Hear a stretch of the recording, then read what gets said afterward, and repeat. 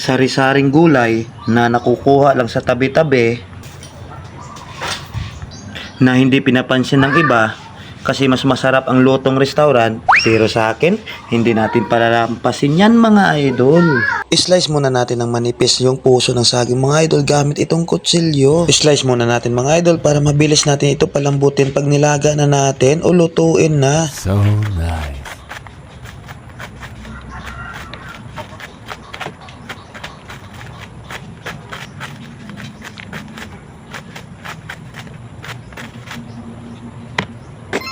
So ayan mga idol, natapos na natin hiwa-hiwain sa manipis na sukat mga idol. Ayan o, napiga na rin natin to para mabawasan yung mapakla niyang lasa. Ready na rin yung gulay natin, nahugasan natin to. Meron tong alugbati, tsaka meron ding ano to, yan o, saluyot at wild na kalabasa, talbos ng kalabasa mga idol. At syempre, meron pa yung alugbati, halo-halo yung mga idol. Sa tabi-tabi lang natin kinuha yan. Ready na rin yung sibuyas, bawang natin at luya at magic sarap. At syempre, yung ano natin, gata natin. Kaya ano pa hinihintay natin? Tara, luto time na mga idol. Yan, pakuluan muna natin itong sibuyas, bawang at luya mga idol. Sabay na rin natin itong puso ng saging para mas mabilis lumambot mga idol. Yan, lagain muna natin yan. Medyo marami-rami yung lulutuin natin mga idol kasi bibigyan din natin yung mga kapitbahay natin para malibre na rin yung gulay nila ngayong araw. Takpan muna natin para mabilis kumulo. Aroy!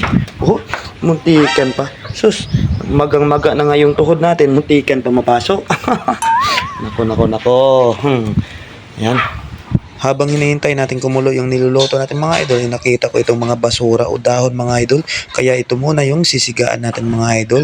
Iwas lamok ba? Habang busy si Macy sa paglalaba mga idol at busy na rin si baby sa kakalaro.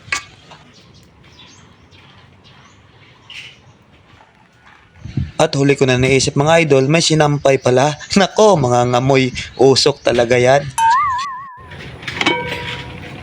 Yan kumulo na mga idol. Lagyan na natin ng gata yan at saka yung sari-saring gulay natin. Bali wala ng ibang halo to mga idol o pang sahog. Puro gulay lang talaga to mga idol. Healthy food ngayong araw.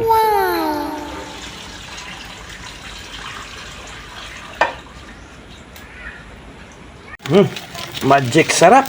Dagdag pampalasa yan mga idol. Woohoo! Asin na maalat. Yan. Mix lang. Sus, galing nag-aapok lang kalayo mga idol.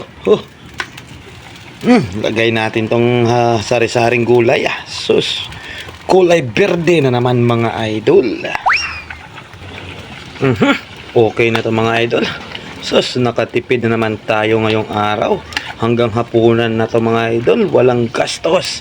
Nasa tabi-tabi lang ang pagkain mga idol. Ayun.